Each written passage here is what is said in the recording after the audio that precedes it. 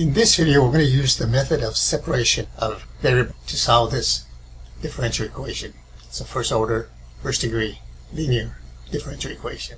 We're given y of 1 is equal to 3, and then we want to solve it. You want to pause the video and try it? Go ahead, I'll be right back. So if you're planning on taking differential equations, the prerequisite of course is going to be calculus and calculus 2, because you're going to use a lot of integration, a lot of derivatives, and so forth. I took it as an elective when I was an undergraduate, and I also took a course in partial differential equations as a graduate student. Now this method will work if you can separate the variables. So for this one here, here's the way it works. So we have factor of x here on the first two terms in the numerator here. So I can take an x out here. That'll leave me with 3 plus y squared. In the denominator, I can take out a y. We have 1 here. Then what I'm going to do is multiply both sides by dx. So I get dy is equal to what I have there.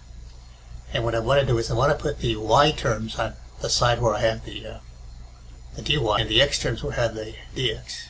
If you can do that, then this method will work. Otherwise, you have to go to other methods, more advanced methods than this.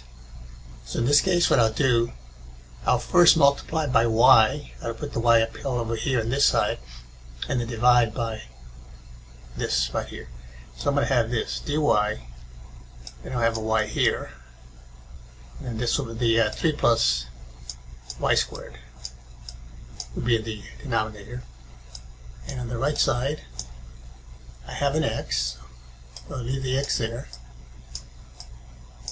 And then I have the 1 plus x squared, so that'll be in the denominator.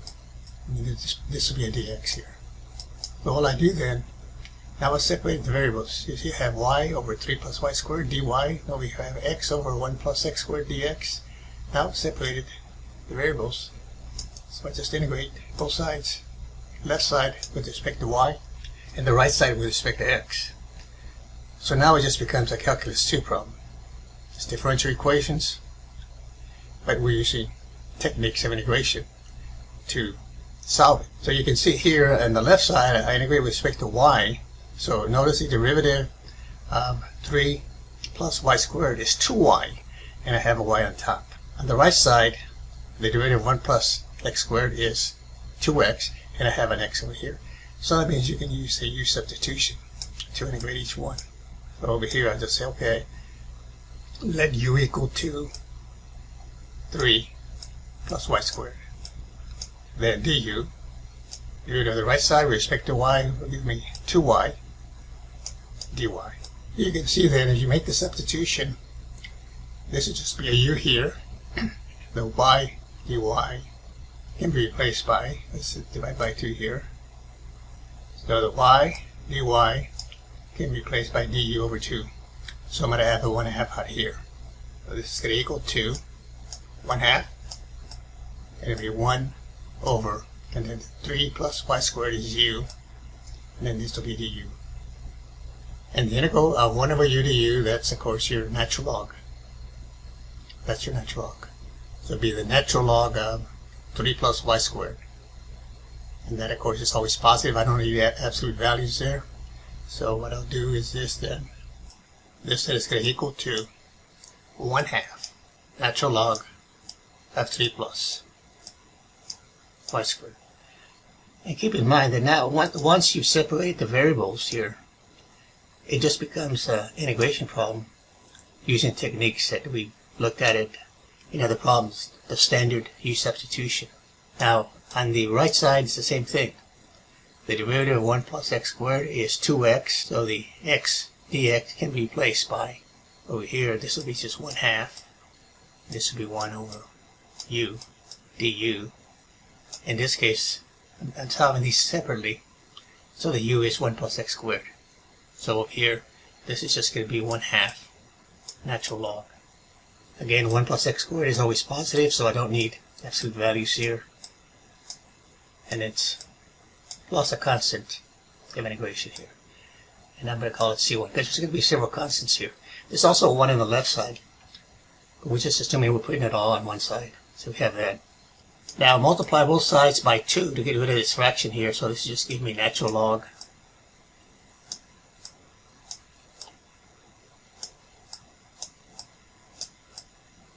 of 3 plus y squared. On the right side we multiply by 2 again, and 1/2 came into 1, canceled out the 2 there. So this is natural log of 1 plus x squared. And then everything got multiplied by 2, so I'm just going to put a 2 times c1. That's going to be another constant, but for right now I'm going to leave it like that. So then I'm going to bring this over to the other side. Natural log of 3 plus y squared, and then minus the natural log of 1 plus x squared here. And when you have a difference of logs, you can write it as a single log. So I'm just going to write it this way. Again, I brought the ln of 1 plus x squared over. So I have ln of 3 plus y squared minus ln of 1 plus x squared. And there's a property for logs that tells me when I have a difference of logs, I can write it as a log of a fraction. This numerator here over this denominator here, which is what I have here. And then this is equal to 2 times c1. Okay, at this form I have a, so remember this base here is e.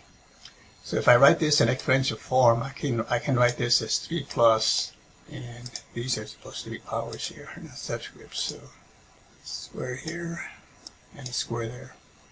So I got 3 plus y squared over 1 plus x squared. So again, I'm going to write this in exponential form. So the base here is e. So this expression then is the same thing as e to the 2c1 power. E is a number, and then you have 2c1. This is all constant here. So rather than mess with that, I'm just going to call this equal to some other constant c. So I'm going to multiply both sides by 1 plus x squared. So this will give me 3 plus y squared is equal to c1 plus x squared. But see, I haven't used this condition yet. Y of 1 is equal to 3. Ordinarily, we leave it the answer. This is as far as we can go. Since we're given this information here, we know that replace the x by 1. So this would be y of 1, and that's squared. That's given. Y of 1 is equal to 3. So the y of 1, I'll replace it a bit here. And then over here, c, this is 1 plus, and x is 1. That's what this means. Y of 1, that means the x value is 1. When the x value is 1, y of 1 will be 3. So this will be 1. X is 1, so that'll be squared. Then we go back over here. So this is 3 plus, and y of 1 is given to be 3. And that's squared. Then it'll be 1 plus 1 squared, that's 2c. So over here I have a 9. 3 squared is 9, and 3, that's 12. So 12 is equal to 2c. Divide by 2, and we get c. This cancels out here.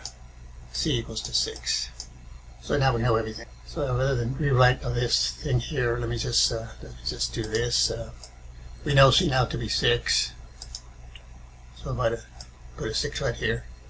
And I could write this as y squared plus 3 is equal to 6 times 1 plus x squared. I'll just leave it like that. So that's your solution. And notice we can check this out. If you replace, the x by 1, and what do we have? We have 3 plus y squared. Put a 1 here. 1 squared is 1, and 1 is 2 times 6 is 12. Subtract 3 from both sides, we get y squared is equal to 9. Square root then, and we're just going to use the positive root here just to verify the given condition. Square root of 9 is 3. So it checks with this condition right here. Thanks for watching. We'll see you next time.